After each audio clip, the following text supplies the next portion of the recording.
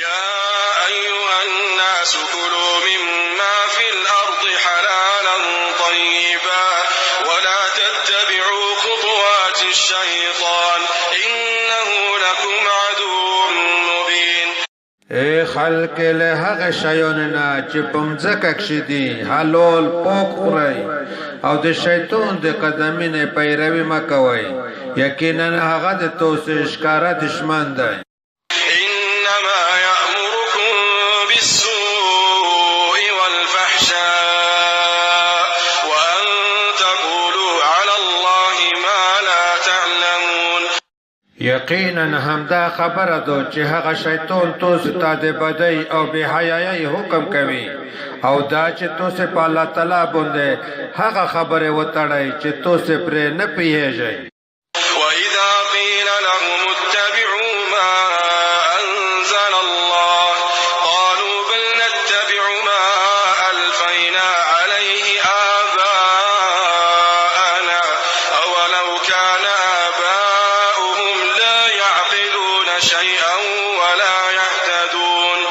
او کله چې دوی ته وویل شي د هغه څه پیروي وکړئ چې الله تعالی نازل کړي دي نو وایي نه بلکې موږ د هغه څه پیروي کوي چې په هغه باندې موږ خپل پلارونه مشران پیدا کړي دي. آیا اگر که د دې پلارونه داسې وي چې په هیڅ شي نه پوهېدل او نه یې سمه لار پیدا کړې وه.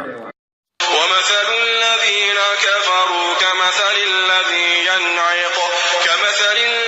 ينعق بما لا يسمع إلا دعاء ونداء صم بكم عمي فهم لا يعقلون.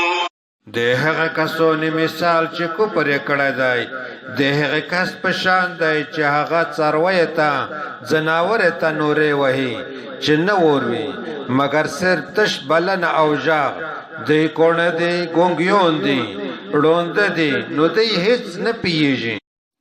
يا أيها الذين آمنوا كلوا من طيبات ما رزقناكم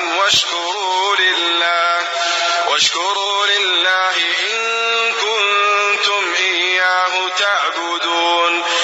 اے هغه کسانو چې ایمان راوړی دی د هغې پوکې حلال شیانو څخه خورئ چې موږ تاسو ته درکړي دي او د الله تعالی شکر وباسئ که تاسو داسې یئ چې خاص د هغه الله تعالی عبادت کوئ.